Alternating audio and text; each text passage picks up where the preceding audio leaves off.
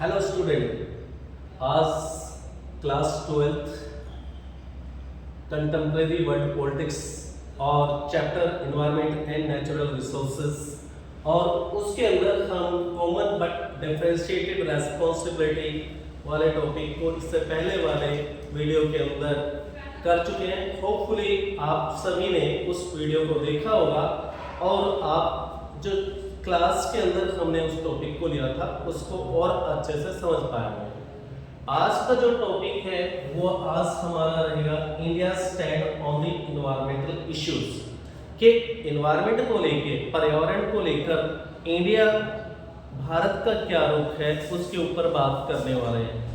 ये बात आप पहले भी हम कवर कर चुके हैं कि इंडिया का कहना यह है कि जो साउथ के कंट्री हैं यानी कि इंडिया, चाइना, ये सभी पर्यावरण के मुद्दे को लेकर हम नॉर्थ और जो साउथ का डिवाइड है हम साउथ वाले डिवाइड में आते हैं तो एग्जेम्पशन की बात करते हैं, क्योंकि इन्वायरमेंट के अंदर जो हमारा कंट्रीब्यूशन है पॉल्यूशन को इकोलॉजिकल डिग्रेडेशन में वो काफ़ी कम है। फिर भी अब हम इस टॉपिक में बात करने वाले हैं कि इंडिया की तरफ से भारत का स्टैंड क्या है और what are the steps being taken by the government of India so that the environment can be protected. तो वो सारे टॉपिक सारे जो भी है पहलुओं पे हम इस टॉपिक के अंदर में बात करने वाले हैं कि भारत का रुख क्या है। तो आप जानते हो कि जो क्योटो प्रोटोकॉल है जो आपके जापान के शहर क्योटो में हुआ था 1997 के अंदर, उसको भारत ने 2002 के अगस्त में इंडिया ने साइन कर दिया है और हमको एग्जेम्पशंस मिला हुआ है। अब एग्जेम्पशंस किस तरह का एग्जेम्पशन मिला हुआ है? From the requirement of the Kyoto protocol because there contribution. हम तो यही कहते हैं कि जो हमारा पर्यावरण को लेकर, पर्यावरण के अंदर जो इन्वायरमेंटल पॉल्यूशन है उसके अंदर ग्रीन हाउस गैसेस के अंदर हमारा जो इमिशन है वो बाकी डेवलप्ड कंट्री के बजाय अगर उनसे हम कंपेयर करें तो हमारा बहुत ज़्यादा इन्वायरमेंट को डिग्रेड करने में कोई खास हमारी रेस्पॉन्सिबिलिटी है नहीं। हमने पर्यावरण को प्रदूषित नहीं किया है। अगर हमने पर्यावरण को प्रदूषित नहीं किया है तो फिर करने वाले कौन कौन से देश हैं हम बात कर चुके हैं, जो कि आपके नॉर्थ के कंट्री हैं उनके बारे में बात करते हैं। तो इंडिया का कहना है कि ग्रीन हाउस गैसेस हमारे during industrialisation period that is believed to be causing today's global warming and climate change was not significant. बोल रहे हैं कि इंडस्ट्रियलाइजेशन के पीरियड में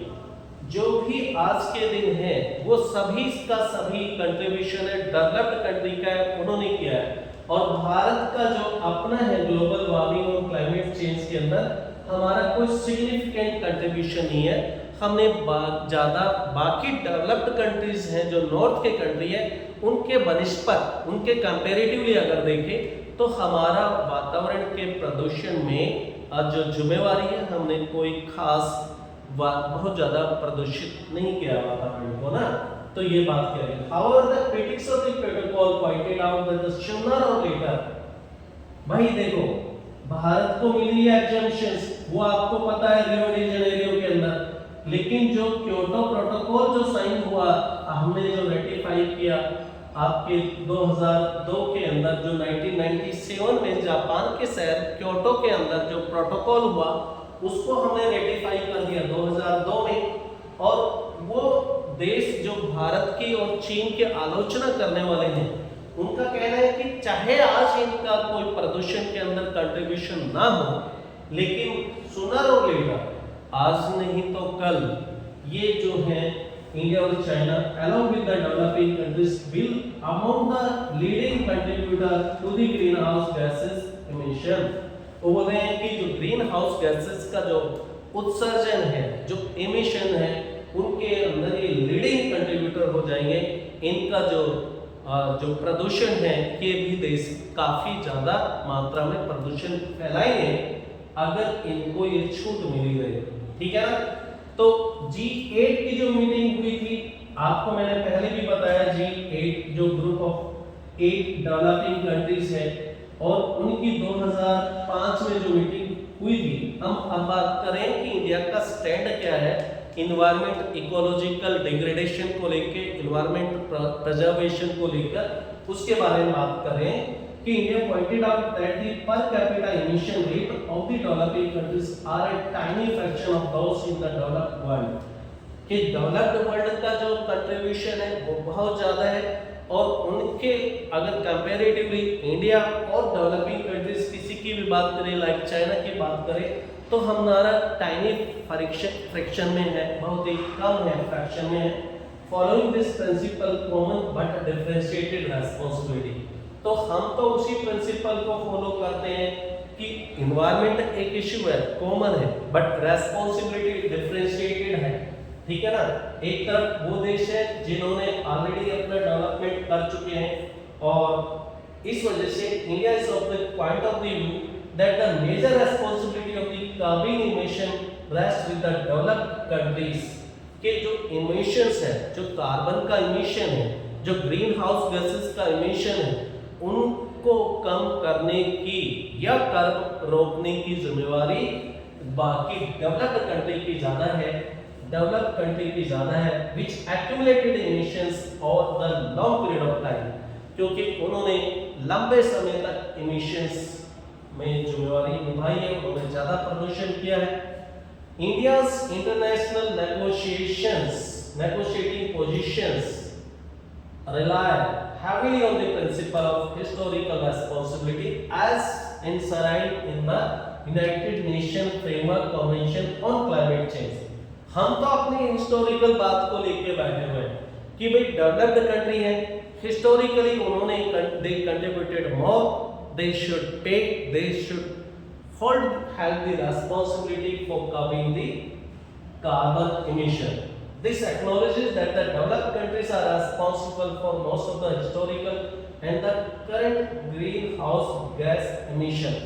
Historical responsibility यही बोलती है, ये इस बात को एक्नॉलेज करती है, एक्सेप्ट करती है कि डेवलप्ड कंट्रीज हैं, उनका हिस्टोरिकली या फिर आज के दिन भी ग्रीन हाउस गैसेस के अंदर उनका इमिशन ज्यादा है, तो उनको जिम्मेवारियां ज्यादा निभानी चाहिए। And emphasise that the common and social development economic and social development are the first and the overriding priority of the developing parties. हमारा ये कहना है कि भाई हमको तो अभी अपना इकोनॉमिक और सोशल डेवलपमेंट करना है, और जब हम इकोनॉमिक और सोशल मतलब हमारी सोसाइटी का भी डेवलपमेंट हो रहा है, हमको इकोनॉमिकली भी डेवलप करना है, तो उसमें हमारी प्रायोरिटी जो डेवलपिंग कंट्रीज की जो पार्टीज हैं उनकी प्रायोरिटी तो यही होनी है ना, हमारा तो डेवलपमेंट करना है हमें,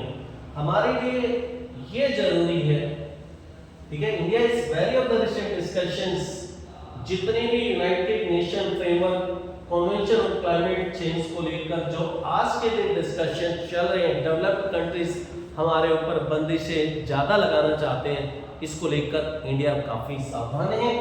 उन अपनी यानी कि इंडिया की नजरें बनी हुई हैं कि डेवलप्ड कंट्रीज किस तरह के कानून बना रहे हैं और डेवलपिंग कंट्रीज के ऊपर किस तरह के वो कार्बन इमिशंस को लेकर नियम थोपना चाहते हैं, उसको लेकर हम काफी सावधान हैं। और न सिर्फ हम सावधान हैं, जैसे कि ब्राजील, चाइना और इंडिया, हम सब एक साथ आते हैं इसमें, यानी कि हमारा जो कि कॉमन एनिमी है बाकी मामलों में, हमारा चाइना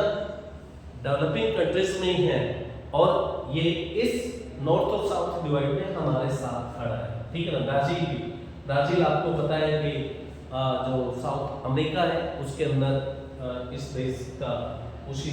कंटिनेंट में आता है। तो to reduce their greenhouse gas emissions, India feels that this contravenes the very spirit of the United Nations Framework Convention on Climate Change। अगर आप हमारे ऊपर बंदिशें लगाते हो तो आप अपने आप United nation framework convention on climate change उस जो नियम बना था, जो क्योटो प्रोटोकॉल हुई थी, उसका ही वायलेशन कर रहे हैं, हम नहीं कर रहे हैं। Neither does it seems fair to impose a restriction on India's when the country rises per capita carbon emission by 2030 is likely to still represent less than half of the world average of 3.8 tons in 2000। हम यही बात कर रहे हैं कि ना हमारे साथ में इस तरह का व्यवहार करना फेयर है। इंडिया का कहना है कि जो पर कैपिटा कार्बन इमिशन है 2030 तक, वो अगर हम देखें तो जो वर्ल्ड का 3.8 टन 2000 में रहा है, इंडिया का जो प्रिडिक्शन हम कर सकते हैं वो 0.9 टन होगा पर कैपिटा इमिशंस, और है ना per capita emission in 2000 to 1.6 ton per capita emission in 2030। यानी कि अगर 2030 की भी बात करें तो अभी हमारा 2000 में तो 0.96 टन पर कैपिटा इमिशन था, जबकि बाकी सभी देशों का 3.8 टन कार्बन इमिशन था, तो उससे तो हम काफी कम हैं। अगर 2030 की बात करें तो 2030 में भी हमारा पर कैपिटा इमिशन है 1.6 टन होने वाला है,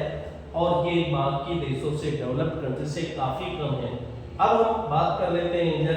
के द्वारा जो स्टेप्स लिए गए हैं। गवर्नमेंट ने ऑलरेडी जो ग्लोबल एफर्ट्स हैं,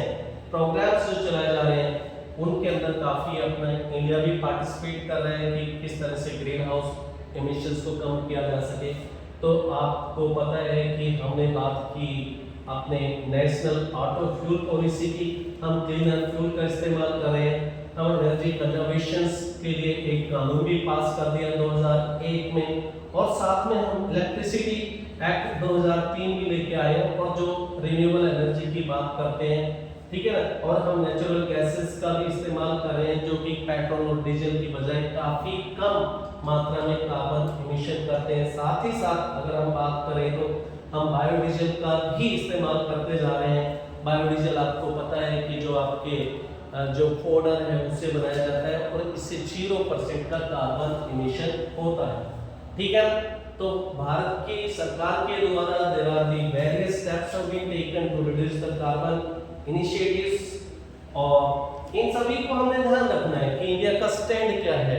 ठीक है ना। और फिर उसके बाद में हम नेक्स्ट टॉपिक ले लेंगे, नथिंग टू वरी, और वो जो आपका टॉपिक होने वाला है वो इन्वायरमेंटल मूवमेंट्स को होगा, और फिर उसके बाद में रिसेंट जियोपॉलिटिक्स की बात कर लेंगे। चिंता की कोई बात नहीं है,